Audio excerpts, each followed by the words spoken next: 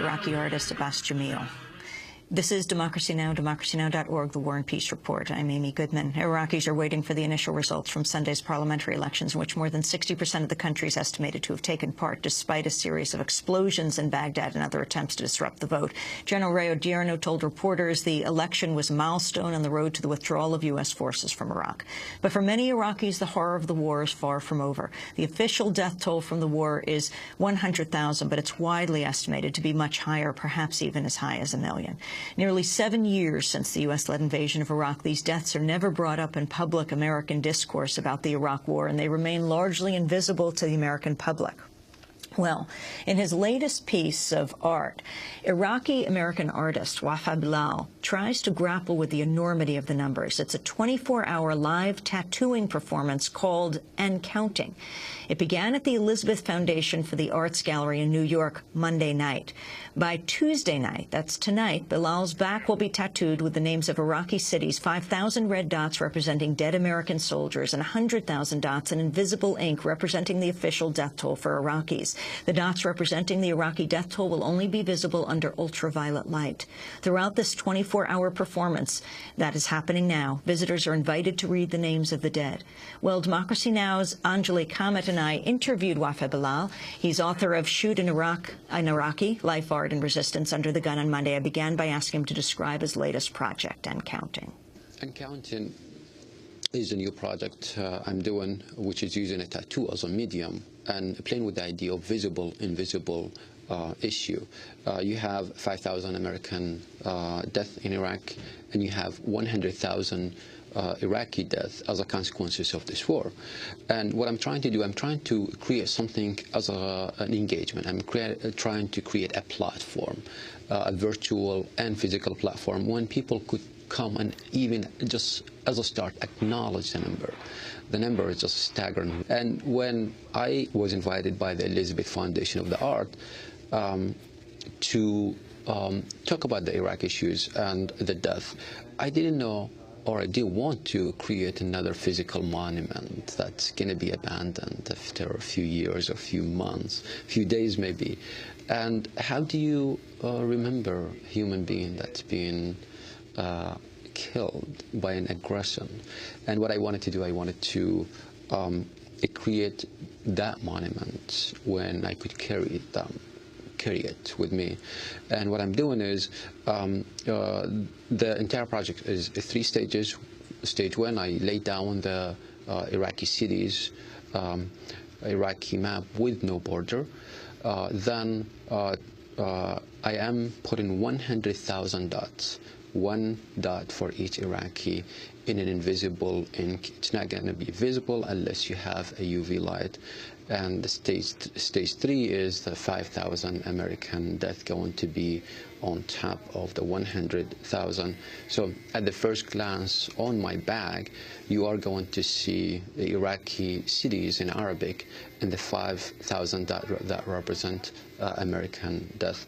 But under different circumstances, when you have a UV light, you are going to see the 100,000 dot come to life. And that is examining the issue of Iraqi death is not being visible, is not being acknowledged, and the number, it's so high we cannot even comprehend. With that project, placing a dot, for each dot, we are people donating $1 for a Rally for Iraq organization to raise scholarship money for Iraqi children who lost their parents during this war. And this is just an objective of leaving something tangible, not just the art piece on my bag, but also something that practical, something that gives hope to the Iraqi generation under this war.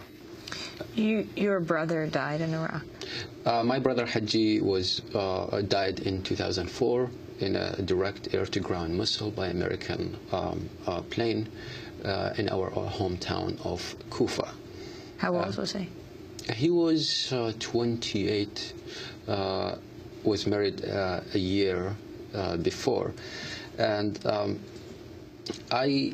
when I received the news, I talked to the family, and they said, what happened is he was out on the street when the United States Army was advancing on the city of Kufa, and he was hit.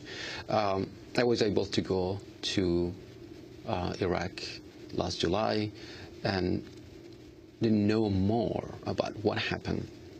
And what happened is Haji involved in working as a contractor with American when they came in, people agreed them, they thought, well, this is going to free them from the dictator, but the opposite happened.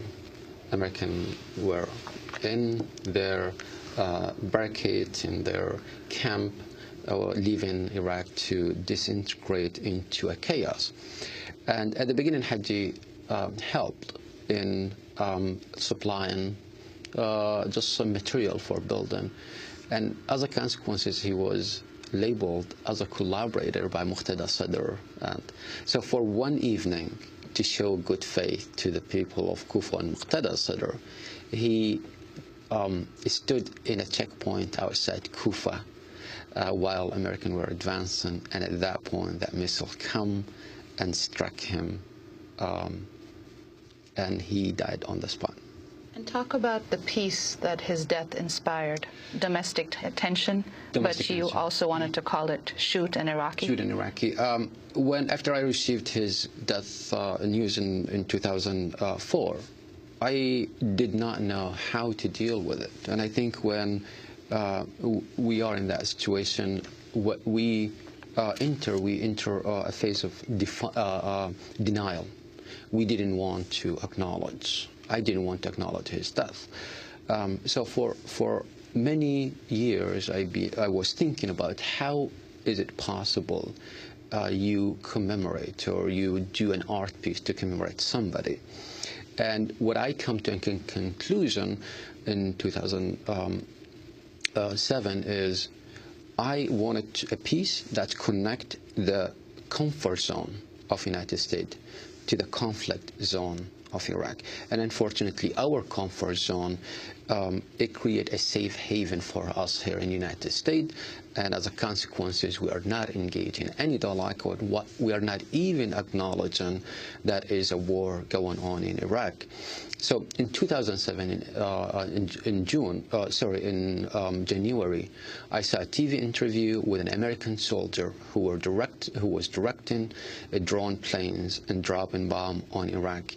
And when she was asked about whether she felt remorse about the death of Iraqis or what she was doing, she said, I completely have faith in the information that's being given to me by my superior. And I was shocked by that interview, and that interview gave me the idea of domestic tension and shooting Iraqi. And what I wanted to do, I wanted to give the control of the gun in the hands of people of the United States and the rest of the world to shoot an Iraqi. I wanted to use the internet and paintball as a platform. Explain how it worked. You were in a room. What happened? How did people engage with this? I moved into a room that it's about 20 by 25 feet. And at one end of the room, I moved my bed, my desk. And then at the other end of the room, I built a robot that has a paintball gun, and the robot could be controlled over the internet by people. And I stripped all the information out of the internet. And the idea here, I did not want to right away engage people in a political dialogue, which could alienate them when they know this is about Iraq. They're just like, all right, we don't want to engage. So I stripped it, and I started the idea of this is just a silly game. A guy locking himself in a room who doesn't want it to shoot, and you could shoot him from anywhere in the world. So by bringing people to that virtual platform, I was able to